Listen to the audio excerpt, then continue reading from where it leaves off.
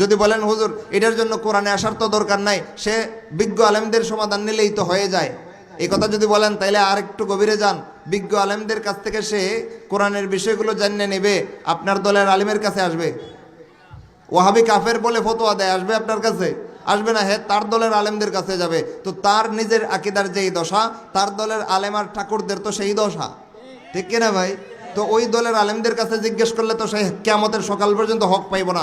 কিয়ামতের সকাল পর্যন্ত সে যদি মতানৈক্যপূর্ণ বিষয়ের হক পাইতে হয়, আল্লাহ যেইভাবে বলে দিয়েছেন ফারুদ্দুহু ইলাল্লাহি ওয়ার রাসূল ফাইন তানাযাতুম ফি শাইইন ফারুদ্দুহু ইলাল্লাহি ওয়ার রাসূল, অতঃপর কোনো বিষয়ে তোমাদের মধ্যে যদি মতানৈক্য দেখা দেয়, দ্বিধাদ্বন্দ্ব দেখা দেয়, সমাধানের জন্য আল্লাহর কোরআন রাসূলের সুন্নাতের কাছে যাও। ওইটা না করলে সে হেদায়েত পাবে না। বলবেন হুজুর এটা তো বাতিল দলের কথা, আমরা তো হকপন্থী মুসলমান। আরে ভাই, হকপন্থী যে নিজের দাবি করতেছেন, কতক্ষণ নিজেকে হকপন্থায় দাবি করতে পারবেন? আপনার ইমানের নিশ্চয়তা আপনি কিভাবে দিচ্ছেন, কোন দলিলের ভিত্তিতে? যেখানে আমরা ইতিহাস ঘাটলে দেখতে পাই, আল্লামা জমখশরীর মতো জারুল্লাহ বলা হয়তো যেই ব্যক্তিকে, সেই যুগের বিরাট বড় মুফাসসির ছিলেন, তাফসিরে কাশফের লেখক, ইন্তেকাল করার আগে মুতাজিলা হয়ে মারা গেছেন, ঠিক কিনা ভাই? ওলামায়ে কেরাম জানেন। তাহলে যদি মনে করেন একজন আলিমকে অন্ধ অনুসরণ করব, আল্লাহ যেইভাবে আতিউল্লাহ ওয়া আতিউর রাসূল এই কথা বলে কোরআন আর হাদিসকে স্বয়ং সম্পূর্ণ দলিল বানাইছেন, উলুল আমরদের কথা বলতে গিয়ে আতিউ শব্দটা ব্যক্ত না করে তাদেরকে কোরআন হাদিসের উপরে নির্ভর করে দলিল বানাইছেন। এইভাবে না মান্না একজন ব্যক্তির স্বয়ং সম্পূর্ণ দলিল মান্না কোরআন হাদিস থেকে চোখ বন্ধ করে তাকে যদি অনুসরণ করতে যান, আল্লাহর কসম আল্লামা জমখশরীকে অনুসরণ কইরা যারা শেষ পর্যন্ত মারা যাবে তারা মুতাজিলা হয়ে মারা গেছে। বর্তমান যুগেও কেউ যদি কোরআন হাদিস ছাইড়া দিয়ে ব্যক্তির পূজা করে মরে, হেও নির্ঘাত বাতিল হয়ে মরতে বাধ্য। বলবেন হুজুর আমরা তো হকপন্থী, আমাদের মধ্যে তো কেউ বাতিল হয় না। হয় না দৃষ্টান্ত দিলে কেউ রাগ করবেন না তো? আমরা হকপন্থী, আমাদের মধ্যে বাতিল হয় না। নিকট অতীতে তাকান, 2-4 বছর আগে, আজ থেকে 7-8 বছর আগে যেই ব্যক্তিটাকে সারা ভারত উপমহাদেশের মুসলমান, ভারত, বাংলাদেশ, পাকিস্তান, আফগানিস্তান, উজবেকিস্তান, অত্র অঞ্চলের সকল মুসলমান দাওয়াতের লাইনে যারা কাজ করে, প্রত্যেকটা তাবলিগি ভাই যাকে নিজের দলের আমির এবং নেতা বিজ্ঞ আলেম হিসেবে মনে করত, সেই সাদ বর্তমানে হেদায়েতের পথে না গুমরাহ। তো এখন যদি ওই সাদের অনুসারীরা বলে যে আমরা তো হকপন্থী একজন আলেমের অনুসারী ছিলাম, এখনও তার অনুসারী আছি, এরা কোরআন সুন্নতের কাছে না আসলে যতগুলো কারণে সাদ সাহেব বিভ্রান্ত হয়েছেন, সেই কারণগুলো তারা ছাড়তে পারবে না। কারণ ব্যক্তির পূজা করতেছে। যে ক্ষেত্রে ব্যক্তি কোরআন সুন্নাত ছাইড়া দিছে, উমর বিন খাত্তাব শিক্ষা দিয়েছিলেন সাবধান, ওই ক্ষেত্রে আর ব্যক্তির অনুসরণ নয়, কোরআন সুন্নতের কাছে চলে যাও। কিন্তু আমাদের কাছে এটা নাই। যাকে মানছি তো মানছি, মরণপণ মানছি, হেদায়েতের পথেও মানছি, গুমরা থাকলেও মানছি। এই কালচারের কারণে মাওলানা সাদেরও কিছু ভক্ত অনুরক্ত বর্তমানে তৈরি হয়েছে না হয় নাই? কেন? কারণ এরা কোরআন সুন্নতের কাছে আসবে না। ব্যক্তি যখন কোরআন সুন্নতের উপর ছিল তখন তো মানছে, এখন যখন কোরআন সুন্নত ছাইরা দিছে, এখন আর ব্যক্তির ছাড়ার নাম নাই, বরং কোরআন সুন্নত ছাইরা দিয়ে ব্যক্তির পূজায় লিপ্ত। ফলে এদের তকদিরের হেদায়েত নসিব হবে না। কিয়ামতের সকাল পর্যন্ত এই বিভ্রান্ত ব্যক্তিকে যারা ইমাম মান্না চলবে, তারা কোরআন হাদিসের হেদায়েত তাদের ভাগ্যে জুটবে না, বরং ব্যক্তির পূজা করতে করতে গুমরাহি নিয়ে মরতে হবে, ঠিক কিনা ভাই? তো সমাধানের জন্য কোথায় আসতে হবে? আল্লাহ তো বলেই দিয়েছিলেন ফাইন তানাযাতুম ফি শাইইন, অতঃপর কোনো বিষয়ে তোমরা মতানৈক্য করো, দ্বিধাদ্বন্দ্ব হয়ে যায়, সমাধানের জন্য দলের আলেমের কাছে যাও না। যাকে মুক্তাদা মানছো, যাকে ইমাম মানছো, কোরআন সুন্নাত বাদ দিয়ে তাকে অন্ধ অনুসরণ করো না। একতলাফ হয়েছে, মতানৈক্য হয়েছে, সমাধানের জন্য সাথে সাথে কোরআন সুন্নাহর দলিল দেখো, ঠিক কিনা ভাই?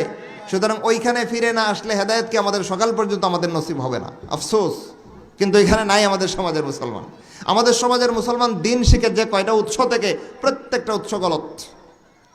প্রায় 4 জায়গা থেকে আমাদের সমাজের সর্বস্তরের মুসলমানরা দিন শিখে। ওলামায়ে কেরামের কথা আলাদা, মাদ্রাসার ছাত্র শিক্ষকের কথা আলাদা, তারা কোরআন সুন্নাহর চর্চা করেন। কিন্তু এই গণ্ডির বাইরে সর্বসাধারণ মুসলমান সমাজে যারা বাস করেন, তাদের অধিকাংশরা যত জায়গা থেকে দিন শিখেন, আমি গণনা করে পাইছি 4টা উৎসের প্রত্যেকটা বাতিল। একটা উৎস কোরআন হাদিস পড়ব না, জানি না, বুঝি না, জানার দরকার নাই, একজন ব্যক্তির কাছে যাবো, তিনি যেটা কইব এটাই আমার ইসলাম, আছে না নাই? যেমন সাদের কাছে যারা দিন শিখতেছে, কোরআন হাদিস শিখবে না, সাদ যারা বলছে এটাই দলিল। আহমদ রেজা খান বেরেলভির কাছে যারা দিন শিখছে, কোরআন হাদিস বুঝবে না, তার দলের নেতা আহমদ রেজা খান বেরেলভি যা বলছে এটাই দলিল। হেদায়েত পাইব না? গুমরাহের চিরকাল গুমরাহিতে নিমজ্জিত থাকবে। তাহলে কোরআন সুন্নাত ছেড়ে দিয়ে ব্যক্তির মাপকাঠি মানলে হেদায়েত না গুমরাহি? গুমরাহি গেলে একটা উৎস। 2 নম্বর উৎস, আমার দল যারা শিখায় আমি এটাই মানবো, এমন মুসলমান আছে না নাই? কোরআন হাদিস আমি বুঝি না, বুঝার দরকারও নাই, বুঝি না বুঝার চেষ্টা করারও দরকার নাই। কি করতে হবে? আমি যেই দলের অনুসারী হয়ে জন্মগ্রহণ করেছি সেই দলের শিক্ষাটাকে কামড় মেরে ধরে রাখবো। যেমন ধরেন মির্জা গোলাম কাদিয়ানি দাজ্জাল আসিলনি মিথ্যা দাবিদার এক নবী, এই মিথ্যা নবী দাবিদার এই দাজ্জাল তার অনুসারী লোকদেরকে রাসূলের নবুয়তের শিক্ষা থেকে সরাইয়া নিজেকে নবী হিসেবে বিশ্বাস করাইছে। তার যুগে না হয় করাইছে, এখন আইসা তার অনুসারীদের ঘরে যারা জন্মগ্রহণ করে এরা বংশসূত্রে বাপদাদা সদ্য গোষ্ঠীর দলটারে যেই মতবাদের উপরে পায়, এরাও সেই মতবাদের উপরে থাকতে মির্জা গোলাম কাদিয়ানি দাজ্জালকেই নবী মানে। বোঝা গেল দলীয়ভাবে যেই শিক্ষা পাইছে এই দলকে কামড় মেরে ধরে কোরআন সুন্নাত ছাইরা দিলে হেদায়েত নসিবে হয় না গুমরাহি নসিবে থাকে? তাহলে ব্যক্তি পূজা দল পূজা, কোরআন হাদিস ছাইরা দিয়া ব্যক্তি পূজা দল পূজা করলে হেদায়েত নসিব হয় না গুমরাহ হয়? আমাদের সমাজের মানুষ হয়তো পীর পূজা করে দিন শিখে, নয়তো অন্য কোনোভাবে ব্যক্তি পূজা করে দিন শিখে, অথবা দল পূজার মাধ্যমে দিন শিখে। গেল দুইটা উৎস। 3 নম্বর উৎস, সমাজের 10 জন যা করে এটাই করে, করে কি করে না?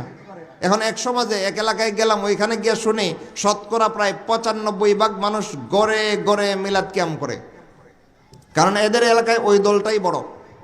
এই সমাজের তালে তালে শতকরা 95 জন মানুষ মিলাদ কিয়াম পড়ে এবং কিয়ামতে করে মনে করে রসুল তার মিলাদ মাহফিলে এসে হাজির হইতেন সশরীরে, এইটা মনে করে রসুলরে হাজির নাজির মনে করে কিয়াম করে। এলাকার নাম বলবো না, বললে আমার ওই আলোচনা ওই এলাকায় আলোচনা হয়েছে সেটাও আবার মিডিয়ায় আছে, এবার ওই এলাকার লোকগুলো খেপে যাবে। এরা শতকরা 95 জন। সেখানে একজন ইমাম সাহেব গেছে আমাদের মাসলাকের, গিয়া সেটা সমাজের জোয়ার দিকে হেয়াও কেম করে, হেয়াও মিলাদ পড়ে। কয়দিন পরে যখন তার সাথে দেখা, কয় এগুলো তো আসলে এত কঠোরভাবে নিষেধ বইলা বুঝি না, সবাই তো করে। খেয়াল করেন সমাজের জোয়ার মানুষকে কোন দিকে নিয়ে যায়। সমাজের 10 জনকে দেখে ইসলাম শিখতে যাইবেন, তাইলে ওই 95% মানুষ যারা মিলাদ কিয়াম করে, আপনি ওইখানে গেলে সমাজের তালা তালা আপনি মিলাদ কিয়াম করবেন, বলেন হেদায়েত হবে না গুমরাহি হবে? সুতরাং সমাজের জোয়ার থেকে দিন শিখতে যাবেন না। দিন শিকার ঠিকানা সমাজের জোয়ার নয়, দিন শিকার ঠিকানা কোরআন সুন্নত থেকে চুক বুঝা কোনো অন্ধ অনুসরণ নয়, কোনো ব্যক্তির পূজা নয়, কোরআন সুন্নত বাদ দিয়ে কোনো দলের অন্ধ পূজা নয়। দিন শিকার ঠিকানা অনিবার্য ঠিকানা হচ্ছে মৌলিক ঠিকানা দুইটা, আল্লাহর কোরআন রসুলের সুন্নাত। না বুঝলে সাহাবায়ে কেরামের জামাত, সেখান থেকেও সমাধান না পাইলে মুস্তাহিদিন আইম্মায়ে কেরামের ব্যাখ্যা, সেখান থেকেও সমাধান না পাইলে যেই যুগের সমস্যা সেই যুগের বিজ্ঞ আলেমে দ্বীনরা রয়েছেন। এইভাবে কোরআন এবং সুন্নত থেকে সমাধান বের করতে হবে, আর বুঝতে হবে, মানার চেষ্টা করতে হবে। কিন্তু আমাদের সমাজের মানুষ ওইখান থেকে দিন শিখে না, শিখে ব্যক্তির পূজা করে, অথবা দলের পূজা করে, অথবা সমাজের রেওয়াজ থেকে, অথবা মন করা বানায় লয়। এমনটা হয় না? একটা বাস্তব উদাহরণ দিই আপনাদের কাছে আজকে। আমি একবার আমার ছোট আপাকে বিবারিয়া থেকে বাসায় নিয়ে আসবো, গাড়ি নিয়ে গেছি। তো রাস্তায় মাগরিবের নামাজের সময় হয়ে গেছে, ওইখানে হোটেল আলামিন পড়ে শাহহাম চত্বরের কাছে। তো মাগরিবের নামাজ পড়ার জন্য হোটেল আলামিনে গেছি। ওইখানে মহিলাদের নামাজের জন্য একটা মুসল্লা দেওয়া আছে, পর্দা দিয়ে ঘেরাও করা। আপারে বললাম এখানে নামাজ পড়ে নাও। গেছে নামাজ পড়তে, এখন আর আসে না। ফোন দিলাম কি ব্যাপার, কয় এখানে একটা সমস্যা হয়েছে, আইসা বলতেছি। জিজ্ঞেস করলাম কি সমস্যা, কয় আরে কইস না, এখানে গিয়ে দেখি এক মহিলা 4 রাকাত নামাজ পড়ছে মাগরিবের সময়। তাফা জিজ্ঞেস করছে কি এসের নামাজ পড়লেন আপনি? কয় এটা মাগরিবের নামাজ পড়ছি। তারপর জিজ্ঞেস করলেন মাগরিবের নামাজ 3 রাকাত, আপনি 4 রাকাত পড়লেন যে? কয় 4 রাকাত পড়ছি দেখি তা খারাপ করছি নাকি, তা রাকাত একটা বাড়াই পড়ছি, সবের কাম করছি। তাফা বললো যে আল্লাহ রসুল তো 3 রাকাত নামাজের শিক্ষা আমাদেরকে দিয়েছেন, আপনি 1 রাকাত বাড়াইলেন কারে জিগাইয়া? কয় আরে কারে জিগাই আবার বাড়াইতাম, 1 রাকাত নামাজের ভিতরে আমি গান বাজনা পড়ছি। কি সুন্দর যুক্তি! 1 রাকাত নামাজ বাড়াই পড়ছি তো কি হয়েছে, এটার ভিতরে তো আমি সূরা কেরাতুই পড়ছি, তাসবিহ তাহলিলই পড়ছি, তাহলে খারাপ কি করলাম? এই কুযুক্তি দিয়া দিয়া যদি আল্লাহর ইবাদতের মধ্যে মন গড়ামি করে বাড়ান কমান, এটা ইবাদত হবে না, চরম পর্যায়ের গুমরাহি হবে। তাহলে মন গড়াভাবে আমাদের সমাজের মানুষ কিন্তু দিন বানায় লয়, ঠিক কিনা ভাই? আমি আজ পর্যন্ত কোথাও শুনলাম না কোনো গুমরা কোনো ব্যক্তিও 4 রাকাত মাগরিবের নামাজ পড়ছে, সে সব মনে করে 4 রাকাত নামাজ পড়তেছে। কেন? কোত্থেকে শিখছে? এটা মন গড়া বানাই লেছে, শয়তানে চাবি মারছে। হয়তো নেকামল একটু ভালো করে, যেটা আল্লাহর কাছে কবুল হইতেছে, শয়তানের সহ্য হইছে না, মারছে চাবি, কয় একটু বাড়াই কর না, বাস মন গড়াভাবে বাড়াই করতে লইছে, পুরা ইবাদতটা ডাইল শেষ নেই, শেষ, তার ইবাদত শেষ, আল্লাহর কাছে কবুল হবে না। এইভাবে আমাদের সমাজের মুসলমান ব্যক্তি পূজা করে দিন শিখে কোরআন সুন্নাহ বোঝার দরকার মনে করে না, দল পূজা করে দিন শিখে কোরআন সুন্নাহ বোঝার দরকার মনে করে না, অথবা সমাজের রেওয়াজ থেকে ইসলাম শিখে কোরআন সুন্নাহর সাথে মিলানো দরকার মনে করে না, মন গড়াভাবে দিনের মধ্যে নতুন সংযোজন করে ফেলে কোরআন সুন্নতের সাথে মিলানোর দরকার মনে করে না। এই 4 ভাবে দিন শিখার কারণে আমাদের সমাজের অধিকাংশ মুসলমান নামমাত্র মুসলমান, কাজে কর্মে কোরআন সুন্নাহর বিরুদ্ধে অসংখ্য অগণিত কার্যকলাপ করে, ঠিক কিনা ভাই? তাহলে বিশুদ্ধ মুসলমান হতে চাইলে কি করতে হবে? নিজের ইমান, নিজের ইসলাম, নিজের আকিদা, নিজের আমল সব কিছুকে আল্লাহর কোরআন রাসূলের সুন্নতের সাথে সাহাবায়ে কেরামের জামাতের আমলের সাথে মিলাইয়া তারপরে পালন করতে হবে। রাজি আছেন তো ইনশাআল্লাহ?